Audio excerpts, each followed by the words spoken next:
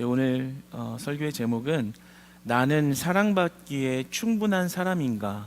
나는 사랑받기에 충분한 사람인가? 라는 제목으로 함께 하나님의 말씀을 나누겠습니다. 오늘은 로마서의 첫 시간입니다.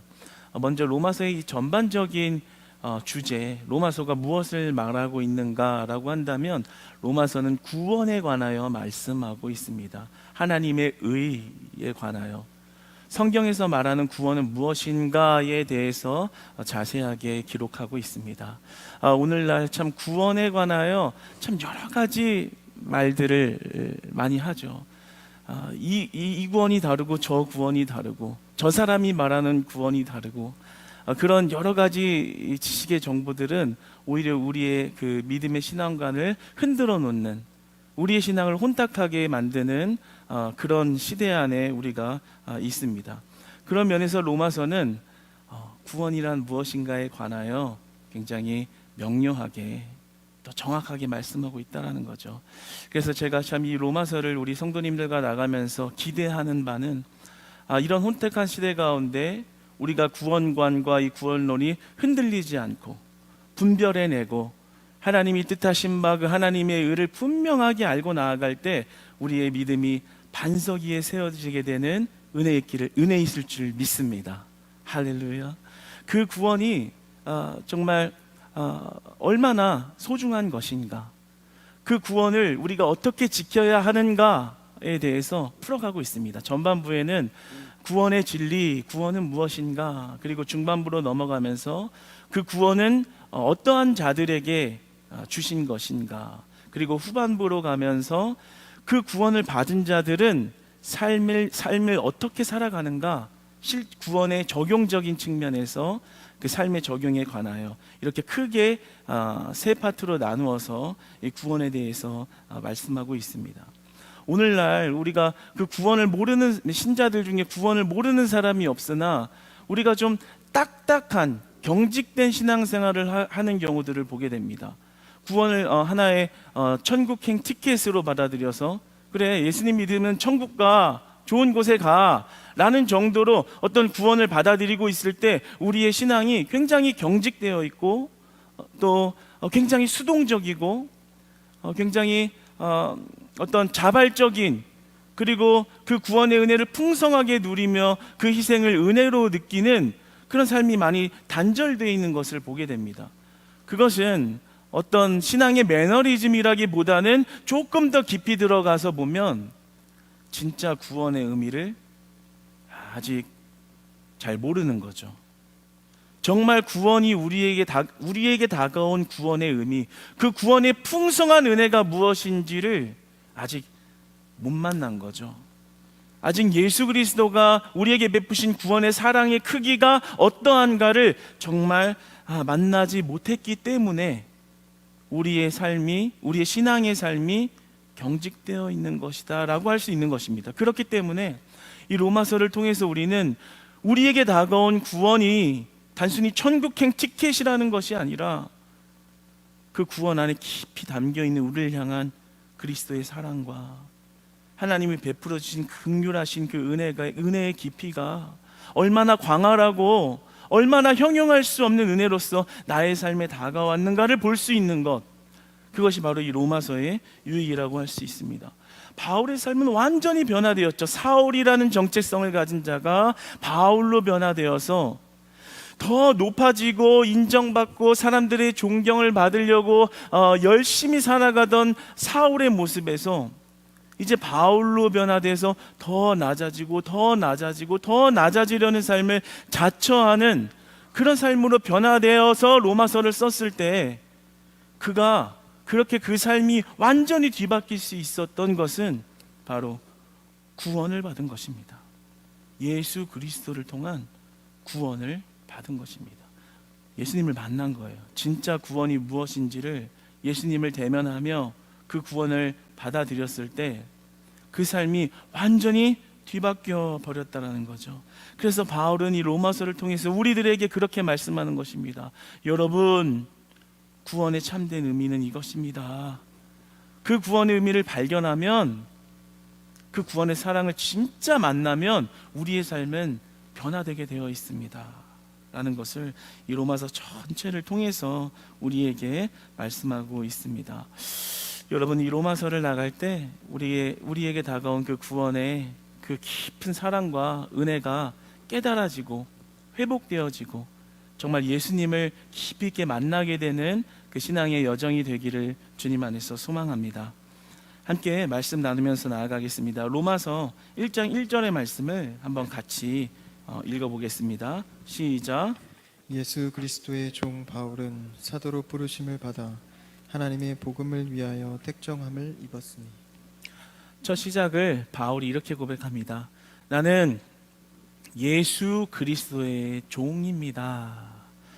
예수 그리스도의 종 바울은 자신을 종이라고 표현을 하지요.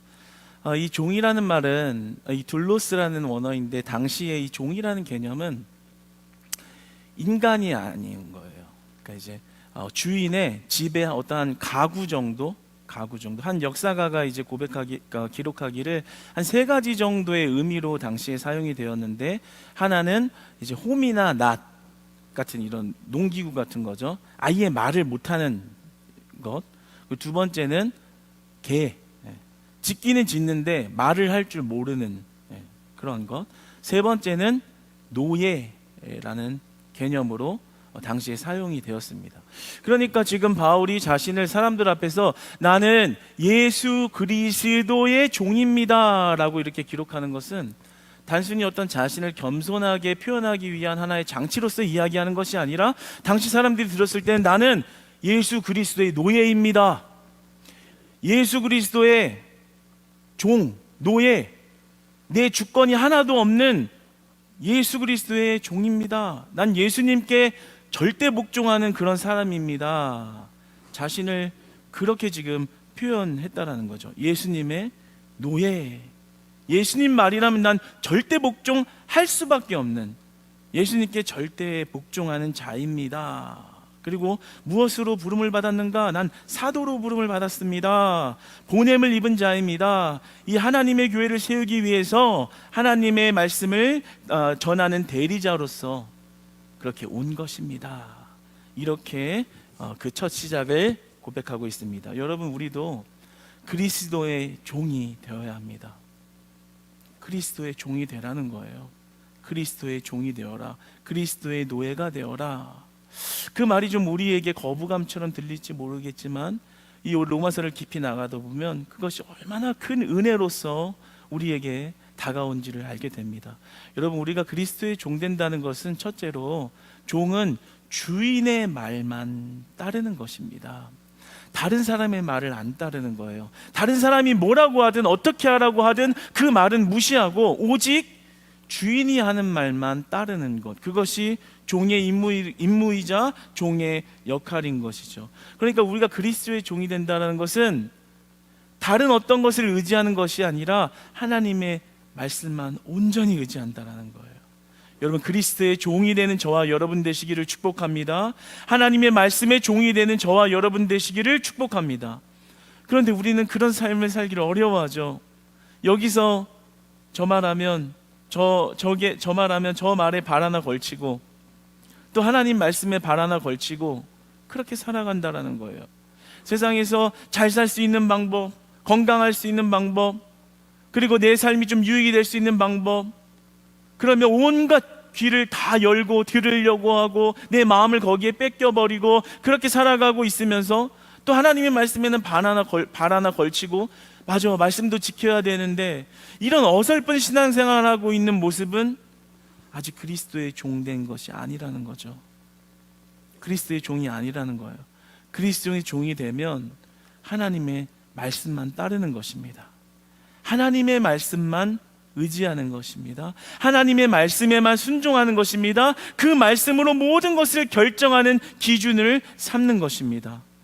여러분, 그것이 하나님께서 주신, 우리에게 주신 특별한 은혜라는 사실을 믿으시기 바랍니다. 그 말씀을 따를 때 그 주인은 그 종을 책임지기 때문입니다. 여러분, 하나님이 여러분의 주인 되시기를 축복합니다.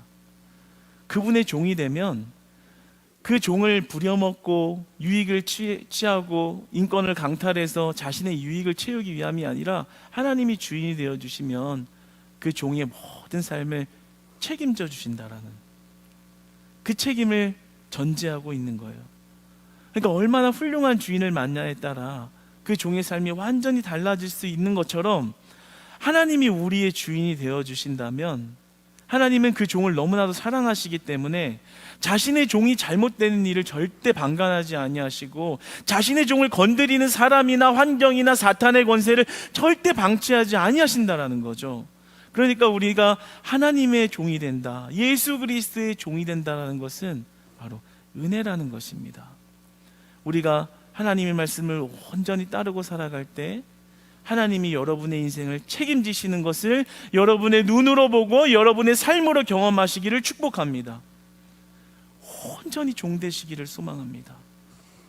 정말 어설프게 신앙생활을 하면서 왜 하나님이 내 인생의 주인이 되어주지 않을까? 그런 말을 하기 전에 내가 정말 주님의 종이 되어 있는가? 나 정말 주님 말씀이라면 모든 거 다 제쳐두고 하나님의 말씀이라면 나 그렇게 하겠습니다. 주님 언제든지 예스입니다. 주님 말하면 언제든지 아멘입니다. 라는 그런 모습으로 살고 있는지 여러분에게 한번 물어보십시오. 그리고 혹여나 그렇지 않다면 오늘 말씀으로 바울의 고백이 여러분의 고백되기를 축복합니다. 예수 그리스도의 종, 하나님, 내가 주님의 종 되겠습니다. 주님의 종 삼아 주신 것 감사합니다. 내가 감히 주님의 종 될 수 있다니 이거보다 더 큰 은혜가 어디에 있을까요?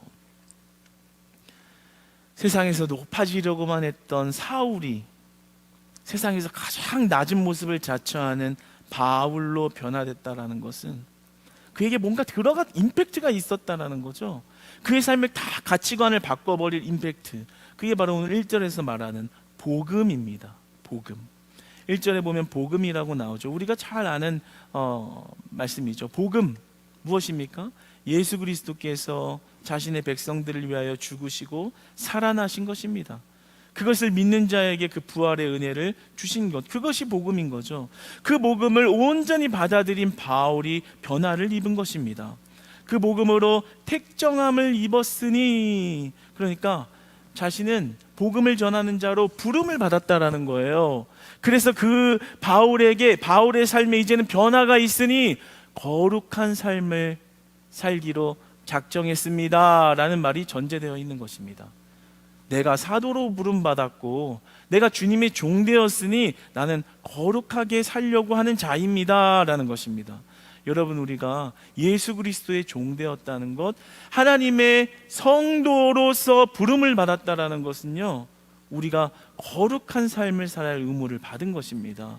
여러분, 저와 여러분 날마다 거룩하기 위하여 그런 거룩한 부담감을 겸비하고 하나님의 거룩함으로 날마다 향하여 걸어가는 저와 여러분 되시기를 축복합니다. 왜냐하면 하나님의 이름으로 부름을 받았기 때문에, 하나님의 사도로 부름받았다는 것은 하나님의 대리권을 가지고 산다는 것이고, 하나님의 성도로 부름을 받았다는 것은 그 삶을 통해서, 그의 삶을 통해서, 우리의 삶을 통해서 하나님을 드러내고 있다라는 이야기인 것입니다. 그러니까 믿었으니까 땡이야, 천국 가겠지, 용서해 주시니까 막 살아도 돼, 이게 아니라는 거죠. 내가 성도로 부름을 받았다, 예수님의 종이 되었다라는 것은 그 하나님의 거룩함을 드러내기 위하여, 거룩한 삶을 살기 위하여 치열하게 살아가는 삶을 말하고 있는 것입니다. 그러니까 우리가 진짜 두려워해야 되는 건 세상이 아니라요, 하나님을 의식하면서 살아가야 되는 거예요. 하나님이 보시기에 나는 거룩한가? 세상이 보는 것도 물론 중요하겠죠. 그러나 더 중요한 게 뭐예요? 하나님이 나를 거룩하다 말하여 주실까? 사람들이 아무도 없는 곳에서 내가 하는, 내가 생각하는 것, 내가 마음 먹고 있는 것, 내가 행동하고 있는 것, 또 사람들 앞에 보여지는 그 모습들이 하나님이 보시기에 네가 거룩하구나 라고 인정받을 수 있을까? 우리는 그 하나님의 거룩하심을 의식하고 그 거룩함을 드러내기 위하여 살아가야 합니다.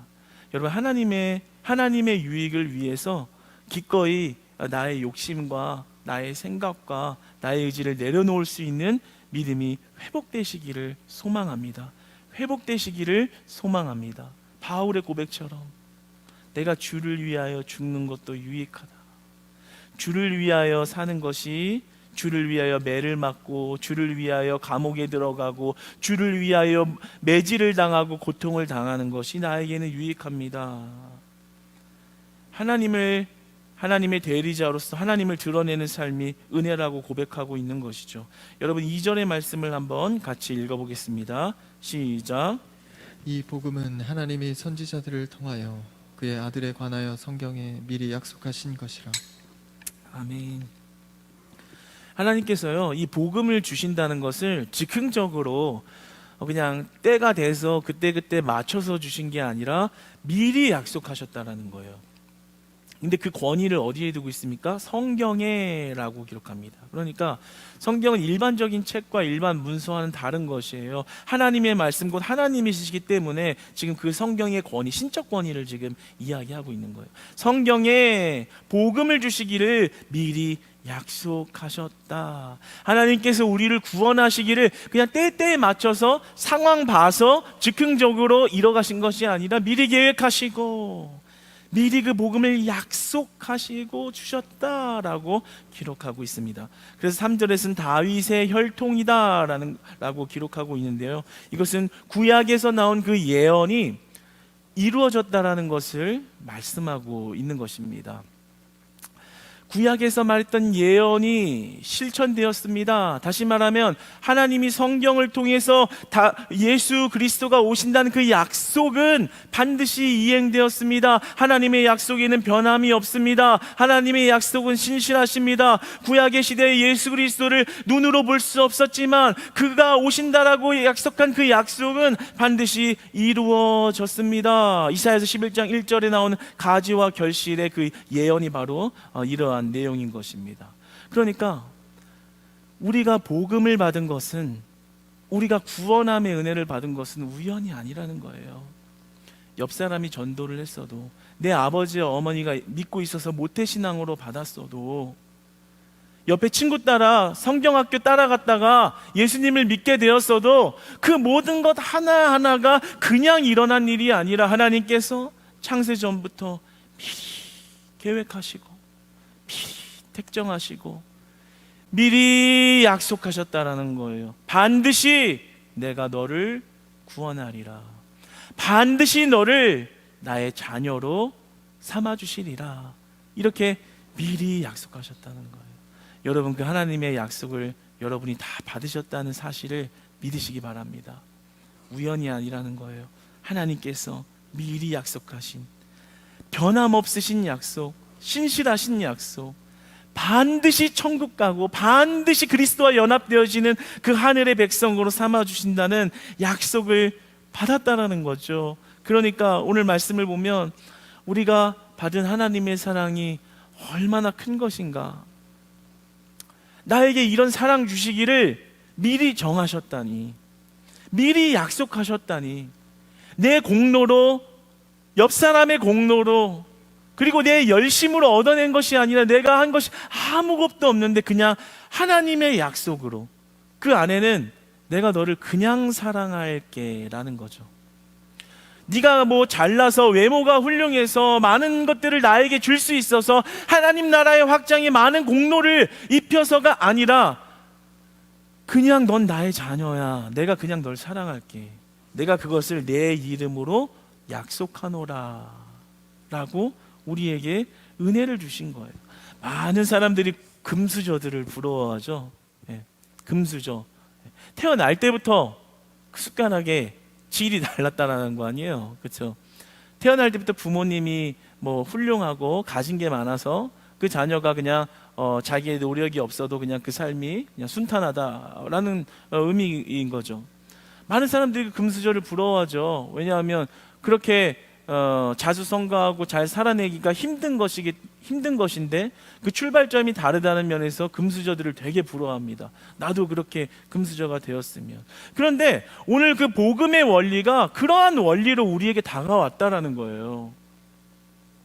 내가 뭔가를 해서 구원을 받아낸 게 아니고, 내가 교회 열심히 다녀서 구원받는 백성이 된 것이 아니고, 내가 한 것이 아무것도 없는데 그 복음에 관하여 하나님이 우리에게 그리스도를 통하여 나타나시기를 거저 주셨다는 거예요. 그리고 그것을 미리 약속하셨다는 거예요. 내가 한 게 아무것도 없는데, 아니요, 오히려 부족하지 않나요? 너무 초라하지 않나요? 너무 욕심 많은 더러운 모습을 가진 내가 아닌가요? 그런데 하나님은 미리 약속하시고, 너의 공로와 우리의 공로와 우리의 힘으로서 쌓는 탑이 아니라 하나님께서 거저 주신 그 약속의 구원의 은혜를 주셨다는 거죠. 그러니까 우리가 잘 살펴봐야 돼요. 그것이 단순히 우리에게 이론적인 어떤 천국행 티켓이 구원이 아니라 하나님이 우리를 도대체 얼마나 사랑하시는 존재로 바라봤냐라는 거죠. 하나님이 도대체 나를 어떤 존재로 바라봐 주셨기에 그런 약속을 나에게 주셨는가라는 것입니다. 여러분, 구원은 반드시 있는 줄 믿습니다. 고로 여러분, 우리는요 좀 미래를 볼 수 있는 믿음의 눈이 열려져야 해요. 맨날 현실을 보고, 에이, 나 구원받은 백성이면 뭐해, 내 현실이 이렇게 비참한데, 에이, 구원이 있으면 뭐해, 내 현실은 아무것도 기쁨과 행복이 없어 보이는데, 만약에 여러분이 주님 앞에 그렇게 낙심하고 원망하고 있다면, 여러분은 나는 복음을 몰라요, 나는 그리스도를 통한 구원을 모르는 사람이에요 라고 말하는 것과 똑같은 것입니다. 왜냐하면 성경은 현재의 복보다 미래에 더 많은 축복을 간직하게 하셨기 때문입니다. 시편 31장 19절의 말씀을 한번 같이 읽어보겠습니다. 시작. 주를 두려워하는 자를 위하여 쌓아두신 은혜, 곧 주께 피하는 자를 위하여 인생 앞에 베푸신 은혜가 어찌 그리 큰지요. 아멘, 아멘. 주를 두려워하는 자를 위하여 쌓아두신 은혜, 곧 주께 피하는 자를 위하여 인생 앞에 베푸신 은혜가 얼마나 큰지요. 여러분의 지금 모습을 보지 말고 앞에 놓아두신 더 큰 은혜 바라보십시오 라는 겁니다. 여러분, 혹시 여러분의 삶의 현실에서 낙심하고 낭망하고 내 환경이 원망할 수밖에 없다라고 불평하고 계시다면, 여러분, 구원의 소망을 다시 회복하시기를 축복합니다. 내가 현실에서 더 받을 게 무엇인지는 몰라도 최종적으로 주신 은혜가 무엇입니까? 바로 구원의 은혜인 거예요. 내가 자빠져도 넘어져도 망하고 실패하고 주저앉아도 하나님이 그럼에도 불구하고 너의 미래는 반드시 구원의 백성으로서 그 하나님의 나라에 참여하는 자로 내가 선택했다, 내가 너를 불렀다, 내가 너를 자녀 삼았다, 내가 미리 약속했다 라고 말씀하십니다. 그러니까 현실이 너무 원망하지 마세요. 원망하고 있으면 이렇게 말하는 거예요. 하나님, 나 복음 몰라요. 구원이요? 무슨 구원이 있겠어요? 말하는 거 똑같은 거예요. 구원의 소망이 회복되기를 축복합니다. 구원의 소망이 회복되기를 축복합니다. 믿음의 소망이 다시 활활 타오르기를 축복합니다. 미래를 보라는 거죠. 내가 지금 받은 게 비록 적을지라도 하나님이 나에게 무엇을 주셨는가? 바로 그 구원의 은혜를, 내가 가진 것이 아무것도 없어도 나를 그 구원을 주시겠다라고 약속하셨다라는 거죠. 늘 이 은혜를 생각하고 묵상하고 이 사랑의 원리를 우리는 기억해야 하는 거예요. 나의 공로가 아무것도 없고 나는 오히려 죄 많은 자인데 그런 나를 그냥 사랑해 주신 그 은혜는 도대체 무엇인가? 여러분, 그런 질문 드시지 않습니까? 이런 말씀을 묵상하다 보면 내가 정말 그런 자격을 받을 사람이 맞는가? 하나님, 왜 나를 구원하신다고 하시지? 왜 나에게 그런 은혜를 베푸셨지? 뭐 나에게 취해갈 것이 있다고? 내가 과연 정말 그런 사랑받을 자격이 있는 게 맞나? 라는 질문이 들게 됩니다. 왜냐하면 예수님이 우리에게 구원을 그냥 주셨지만 예수님은 톡톡한 그 희생의 값을 치러야 했기 때문이죠. 3절과 4절의 말씀을 함께 읽어보겠습니다. 시작. 그의 아들에 관하여 말하면 육신으로는 다윗의 혈통에서 나셨고 성결의 영으로는 죽은 자들 가운데서 부활하사 능력으로 하나님의 아들로 선포되셨으니 곧 우리 주 예수 그리스도시니라. 아멘.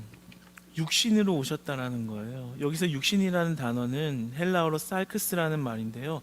원래 이 몸이라는 단어, 몸이란 이 소마라는 단어와는 다른 의미로 사용이 되었습니다. 그러니까 예수님이 이 땅에 오신 인간의 몸을 입고 오실 때는 우리의 인간의 몸과 똑같이 오셨다라는 거예요. 똑같은 육체로 오셨다라는 거예요. 십자가에 못 박힐 때 갑자기 신성이 발휘돼서 안 아프고 좀 덜 아프고 그런 게 아니라 우리의 육체와 똑같은 몸을 입고 와서 똑같은 고통과 똑같은 연약함을 그대로 담당하셨다라는 거죠. 히브리서 4장 15절로 16절은 이렇게 말씀합니다. 성자의 육신 되심은 우리 죄를 위해 대신 짐을 지시고 우리와 같이 되신 바라. 그러니까 이 복음이라는 것은, 예수 그리스도를 통한 우리에게 온 구원이라는 것은 인성과 신성을 다 말하고 있는 것입니다. 그러나 그의 신성이 인성을 통해서 우리에게 계시되었다라는 것을 말하고 있는 것입니다. 이걸 신학적인 용어로는 예수님이 인성으로 오셨다는 그리스도에 비하다 이렇게 말하기도 아주 어려운 부분인데, 쉽게 이야기하면 이런 거예요. 예수님이 이 땅에 오신 것 자체가 고난이라는 거죠. 십자가를 달려 돌아가신 그 고난은 고난의 절정이라 말할 수 있지만 그냥 이 땅에 오신 것 자체가 고난이라는 거예요. 신이신 분이 인간의 그 육체의 모습으로 온 것 자체가 고난이라는 거죠. 여러분 잘 생각해 보십시오. 예수님이 우리의 주인 된다라는 게 무슨 의미입니까? 예수님이 우리의 주인 된다라는 것은요, 주인이 그 종을 위해서 비참하고 처절한 죽음을 맞이하기를 자처하셨다라는 거예요. 이미 이 땅에 오실 때부터. 왜요? 우리를 구원하시려고, 우리를 온전케 하시려고, 우리를 그리스도와 연합된 백성이 되게 하시려고 그러한 일을 자처하셨다라는 거예요. 그럼 그게 무슨 말이에요? 사랑하셨다라는 거죠.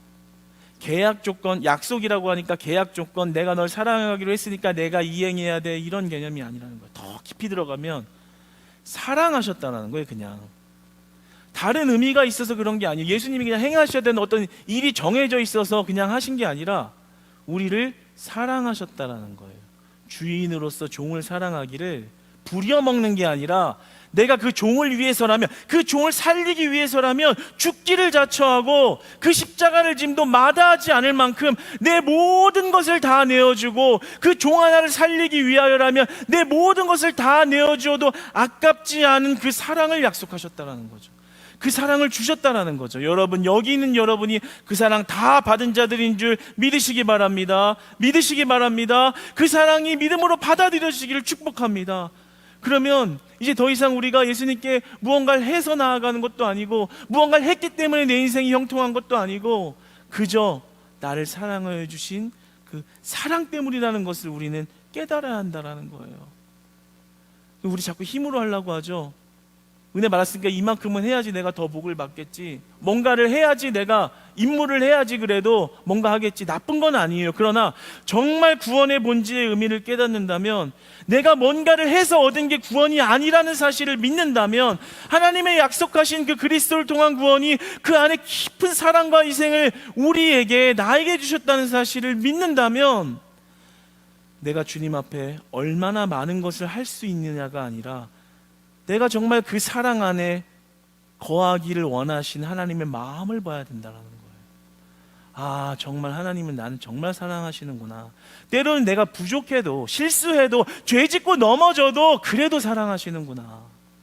내가 때로는 정말 형편없는 모습으로 서서 하나님을 원망하기도 하고 이탈하기도 하고 떠나기도 하지만 너는 끝까지 나의 자녀야 라고 말씀하시는 건, 그게 바로 크신 은혜라는 거죠. 하나님이 원하시는 것은 너 나의 종이 됐니? 너 나에게 많은 것들을 행해라. 하나님 나라에서 최대한 많은 것을 해라고 말하는 것이 아니라, 네가 그 사랑 안에 있기를 원한다. 네가 그 사랑을 볼 수 있었으면 좋겠다.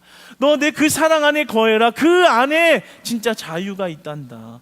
그 사랑 안에 거하면 네 삶이 평강이 회복될 거야. 평안이 회복될 거야. 그 안에 잃어버렸던 화목함이 회복될 거야. 그 안에 잃어버렸던 감사가 회복될 거야. 네가 살 수 있는 길은 너의 행위와 공로에 있는 것이 아니라 복음을 받아들이는 것에 있다라는 것이죠. 여러분, 예수 그리스도의 이름이 날마다 여러분의 심령에 흘러넘치기를 축복합니다. 날마다 예수 그리스도를 잃지 않고 살아가시는 구원의 자녀요 구원의 백성 되시기를 축복합니다. 그 삶이 형통할 것이요 그 삶에 감사와 기쁨이 넘치게 되는 줄 믿으시기 바랍니다. 내 신앙이 왜 이렇게 주저앉아 있을까? 구원의 하나님을 만나십시오.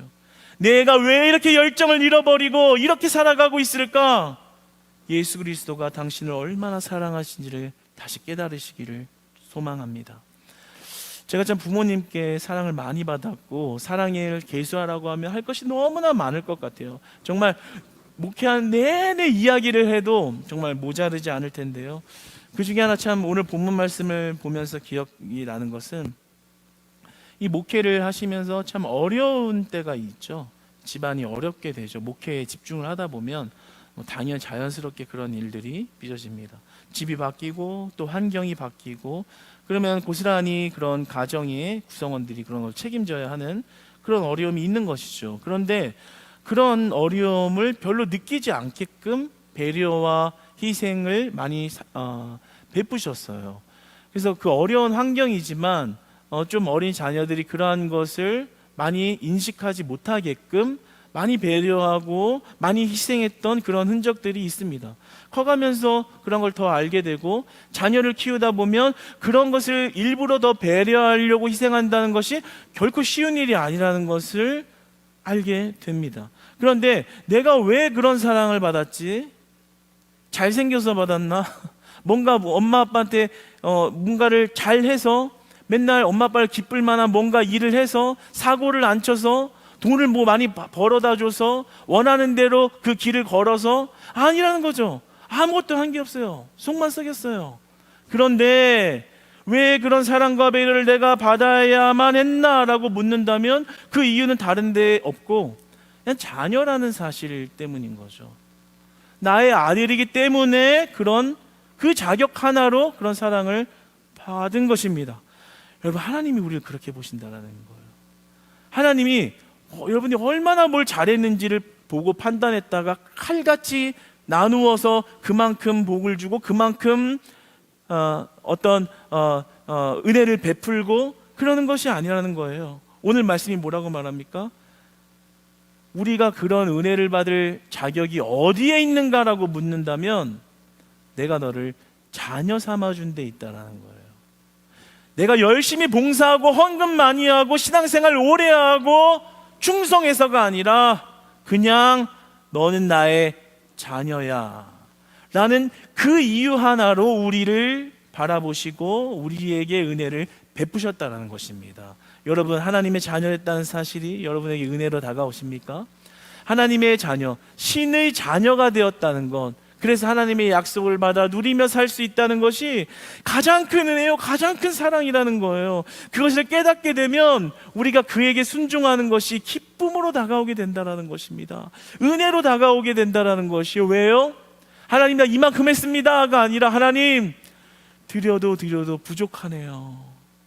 하나님의 구원의 사랑을 깨닫고 나니 드려도 부족합니다. 하나님, 나 이만큼 했으니까 이만큼 복 주셔야 돼요. 그래도 나 따뜻하게 이만큼 살아왔죠. 이 이상 어떻게 열심히 살겠어요? 가 아니라 하나님, 구원의 은혜를 보니 내가 드리는 것은 아무것도 아니네요. 어떻게 매질을 당하고 감옥에 가고 사람들께 몰매를 맞고 억울함을 당해도 왜 그렇게 하나님 때문에 고통을 받아도 부족하다고 여겨질까요? 구원을 하나님을 만난 자의 고백인 것입니다. 예수 그리스도를 통한 구원이 무엇인지를 정말 받아들인 자의 고백이라는 거죠. 저와 여러분의 고백 되기를 소망합니다. 4절의 말씀을 한번 같이 다시 읽어보겠습니다. 시작. 성결의 영으로는 죽은 자들 가운데서 부활하사 능력으로 하나님의 아들로 선포되셨으니 곧 우리 주 예수 그리스도시니라. 죽은 자 가운데서 부활하여, 이것을 원어로 보면 복수로 사용을 했습니다. 그래서 죽은 자들의 부활로서라고 풀 수가 있는데요. 복수로 쓴 이유가 뭐냐면 예수님의 부활이 모든 신자들의 부활이 된다라는 거예요. 예수님의 부활은 모든 성도들의 부활이 된다라는 거예요. 그 부활 안에 들어간 자는 새 시대와 새 은혜로 살아가게 된다라는 거죠.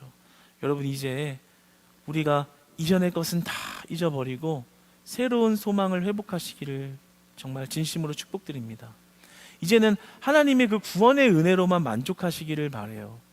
내가 좀 비록 다른 거 못 받았으면 어때요? 좀 사람들이 보기에 부족하면 어때요? 하나님이 나에게 무엇을 주셨나라고 묻는다면 죽은 자들의 부활로서 사망의 권세를 떨쳐버리시고 우리에게 새 소망을 주셨는데 그것보다 더 큰 은혜가 어디에 있겠으며 그 은혜를 받은 나에게 더 감사할 것이 무엇이 있겠냐라는 거예요. 여러분, 5절의 말씀을 함께 읽습니다. 시작. 그로 말미암아 우리가 은혜와 사도의 직분을 받아 그의 이름을 위하여 모든 이방인 중에서 믿어 순종하게 하나니. 아멘, 아멘. 은혜와 그로 말미암아 우리가 은혜와 사도의 직분을 받아, 여기서 말하는 은혜는 원어로 공덕 없이 받은 도움이라는 뜻이 있습니다. 그러니까 은혜로 사도의 직분을 감당했다라는 거예요. 그 은혜가 뭐예요? 내가 아무것도 주님 앞에 드린 게 없는데 구원을 주신 그 은혜로 사도의 일을 감당하며 기뻐했다라는 거죠. 누가복음 10장 20절의 말씀을 한번 읽겠습니다. 시작. 그러나 귀신들이 너희에게 항복하는 것으로 기뻐하지 말고 너희 이름이 하늘에 기록된 것으로 기뻐하라 하시니라. 우리들의 어떤 표적이나 기적이나 능력으로 주님 앞에 서는 것을 기뻐하지 말고, 뭐 얼마나 이 땅에서 받아 누렸느냐, 내가 얼마나 주님 앞에 열심히 해서 무엇을 얻었느냐, 얼마나 내 눈앞에 보이는 것이 형통하게 일이 잘 풀렸느냐가 우리의 기쁨이 되지 말고 너희 이름이 하늘에 기록된 것으로 기뻐하라 하시니라. 할렐루야, 할렐루야. 우리의 진짜 감사와 기쁨과 평안이 어디에 있습니까? 우리가 하늘의 백성으로 인치심을 받은 것에 변함이 없다는 사실이 있는 줄 믿으시기 바랍니다. 그러니까 우리는 그 구원의 은혜 하나로 만족할 수 있는 것이고요, 그 구원의 하나로 순종하며 살아갈 수 있는 것입니다. 그래서 이렇게 말하지 않습니까? 5절에 그 이름을 위하여 믿어 순종케 하나니, 내가 구원을 믿었다는 사실에 주님 앞에 순종하는 것이 감사하다라는 얘기입니다. 6절 말씀 읽겠습니다. 시작. 너희도 그들 중에서 예수 그리스도의 것으로 부르심을 받은 자니라. 나 사도된 바울만의 은혜가 아니라 여러분들, 너희도 그들 중에서 예수 그리스도의 것으로 부르심을 받은 자니라, 이 말이에요. 여러분도, 저와 여러분 다 그 구원의 백성이 된 것입니다. 이제 우리가 그 구원의 은혜로 살아야 합니다라는 것입니다. 7절 말씀 읽으면서 마치도록 하겠습니다. 시작. 로마에서 하나님의 사랑하심을 받고 성도로 부르심을 받은 모든 자에게 하나님 우리 아버지와 주 예수 그리스도로부터 은혜와 평강이 있기를 원하노라. 성도로 부르심을 받은 모든 자에게 세상에 거하지 않게 하시고 하나님 모르고 막 살아가지 않게 하시고 성도로서 부름을 주신 그 하나님 앞에 우리 아버지와 주 예수 그리스도로부터 은혜와 평강이 있기를 원하노라. 그 구원의 은혜 안에 있으면 은혜와 평강이 회복된다라는 거예요. 여러분의 마른 심령과 그리고 걱정과 근심과 해결되지 않는 눌림은 구원의 은혜의 회복만으로만 해결된다라는 것입니다. 이 바울의 축도는 굉장히 특별한 거예요. 헬라식 축도와 히브리식 축도를 섞어 놓은 것인데요, 사도의 축도로서 예전에 구약의 이스라엘 족장들이 내렸던 그런 축도와 같은 권세를 의미하고 있습니다. 그러니까 하나님의 축복이 담긴 축도라는 거죠. 여러분, 하나님이 오늘 말씀을 통해서 여러분에게 바울의 그 축도의 권위로 하나님의 말씀으로 지금 축복을 부으시는 것이 무엇입니까? 여러분의 곤고한 심령과 회복될 수 없는 그 마른 심령을 예수 그리스도의 이름으로 회복될 때 여러분의 진짜 은혜와 평강이 있다는 것을 축복하는 것입니다. 사랑하는 여러분, 예수 그리스도를 통한 구원받은 자녀 되심을 감사하시기 바랍니다. 그 은혜를 기뻐하시기 바랍니다.